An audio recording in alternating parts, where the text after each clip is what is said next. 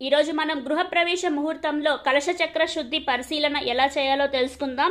ఈ కలశ చక్ర శుద్ధి గృహప్రవేశ ముహూర్తం మాత్రమే చూడాలి. అలాగే ఈ కలశ చక్ర శుద్ధిలో 27 నక్షత్రాలే లెక్కల్లోకి తీసుకోవాలి. అంటే ఇందులో అభిజిత్ అన్నది మనం లెక్కల్లోకి తీసుకోకూడదు. ఇంకా ఇది పరిశీలన చేసే విధానం ఏంటి అంటే, గృహప్రవేశ ముహూర్తం తీసుకున్న రోజు సూర్యుడు ఉండే నక్షత్రం నుంచి చంద్రుడు ఉన్న నక్షత్రం వరకు మనం లెక్కించాలి.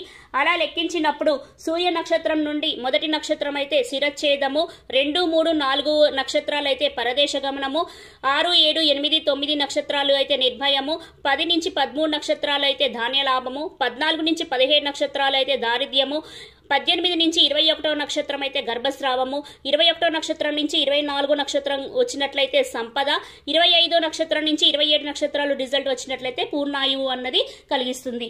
ఇలా మనం గృహప్రవేశ ముహూర్తంలో కలశ చక్ర శుద్ధి అన్నది పరిశీలన చేస్తాము. ధన్యవాదములు.